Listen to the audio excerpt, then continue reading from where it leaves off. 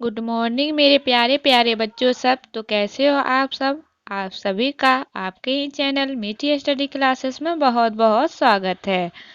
आज हम एक लेख और एक पत्र भगत सिंह का सब्जेक्टिव क्वेश्चन सॉल्व करेंगे। तो मेरे साथ अंत तक बने रहे और देखते रहे। तो आगे बढ़ने से पहले जल्दी से सब्सक्राइब करें मीठी स्टडी क्लासेस को, और हाँ, बेल आइकन को दबा दे। बेल आइकन में ऑल का ऑप्शन होगा, वो ज़रूर दबाएं ताकि जो भी वीडियो डाले उसका नोटिफिकेशन टाइम टू टाइम आपके पास पहुंचते रहे। चलिए अब क्वेश्चन स्टार्ट करते हैं। नंबर का प्रश्न, भगत सिंह के अनुसार केवल कष्ट सहकर ही देश की सेवा की जा सकती है। उसके जीवन के आधार पर इसे प्रमाणित करें। तो उत्तर ये रहा आपके सामने। भगत सिंह एक ऐसे क्रांतिकारी के रूप में हमारे सामने आते हैं जिसमें देश की आज़ादी के साथ समाज की उन्नति की प्रबल इच्छा भी दिखती है। इसकी शुरुआत 12 वर्ष की उम्र में जालियांवाला बाग की मिट्टी लेकर संकल्प के साथ होती है। उसके 1923 ईस्वी में गणेश शंकर विद्यार्थी के पत्र प्रताप से। भगत सिंह यह जानते थे कि समाज में क्रांति लाने के लिए जनता में सबसे पहले राष्ट्रीयता का प्रसार करना होगा।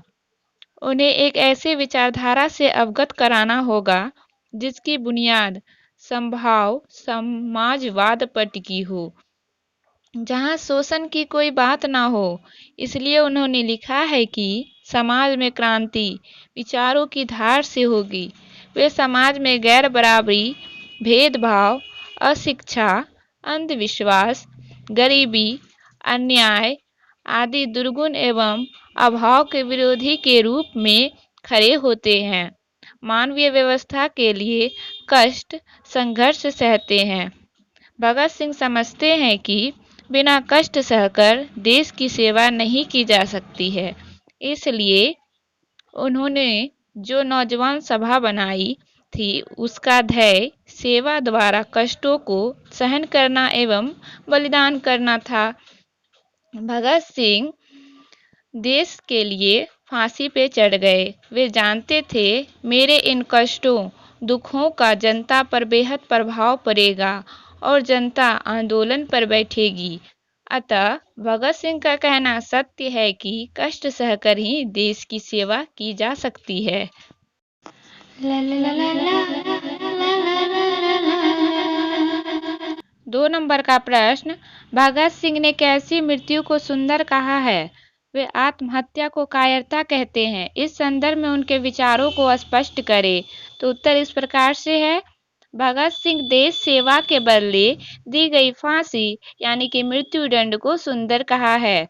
भगत सिंह इस संदर्भ में कहते हैं कि जब देश के भाग्य का निर्णय हो रहा हो तो व्यक्तियों के भाग्य को पूर्णतया भुला देनी चाहिए।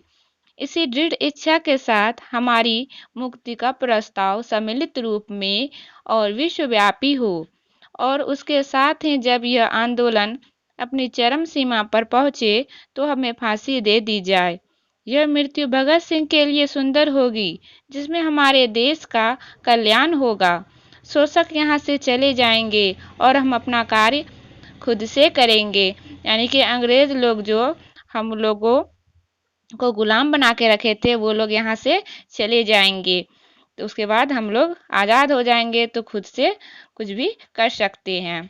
इसी के साथ व्यापक समाजवाद की कल्पना भी करते हैं जिसमें हमारी मृत्यु बेकार ना जाए, अर्थात संघर्ष में मरना एक आदर्श मृत्यु है। भगत सिंह आत्महत्या को कायरता कहते हैं क्योंकि कोई भी व्यक्ति जो आत्महत्या करेगा वह थोड़ा दुख कष्ट सहने के चलते करेगा। वह अपना समस्त मूल्य एक ही क्षण में खो देगा। इस संदर्भ में उनका विचार है कि मेरे जैसे विश्वास और विचारों वाला व्यक्ति व्यर्थ में मरना कदापि सहन नहीं कर सकता। हम तो अपने जीवन का अधिक से अधिक मूल्य प्राप्त करना चाहते हैं। हम मानवता की अधिक से अधिक सेवा करना चाहते हैं। संघर्ष में मरना एक आदर्श मृत्यु है। प्रयत्नशील होना एवं श्रेष्ठ और उत्कृष्ट आदर्श के लिए जीवन दे देना कदापि आत्महत्या नहीं कही जा सकती। आत्महत्या को कायरता इसलिए कहते हैं कि वे केवल कुछ दुखों से बचने के लिए अपने जीवन को समाप्त कर देते हैं। इस संदर्भ में वे एक विचार भी कहते हैं कि विपत्तियां व्यक्ति को पूर्ण बनाने वाली होती है।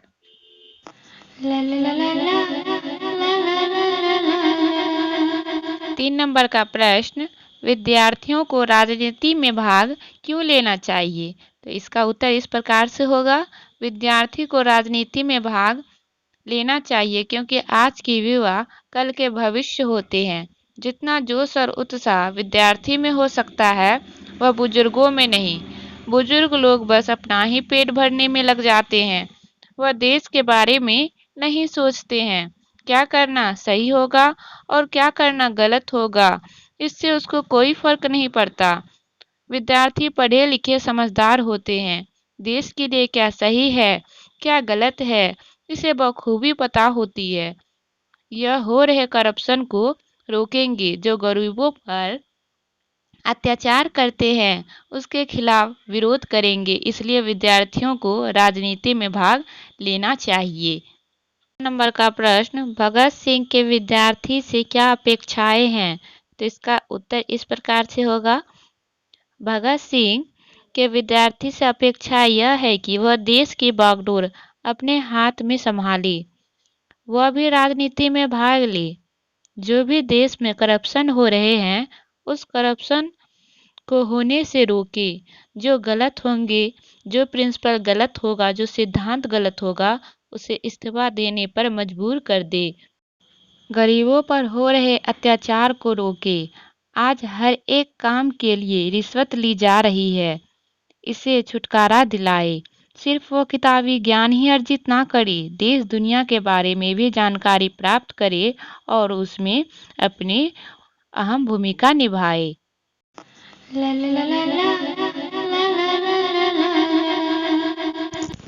5 नंबर का प्रश्न, भगत सिंह रूसी साहित्य को इतना महत्वपूर्ण क्यों मानते हैं? वे एक क्रांतिकारी से क्या अपेक्षाएं रखते हैं? तो इसका उत्तर इस प्रकार से होगा, भगत सिंह रूसी साहित्य को महत्वपूर्ण इसलिए मानते हैं कि रूसी साहित्य के प्रत्येक स्थान पर जो वास्तविकता मिलती है वह हमारे साहित्य में कदापि दिखाई नहीं देती है।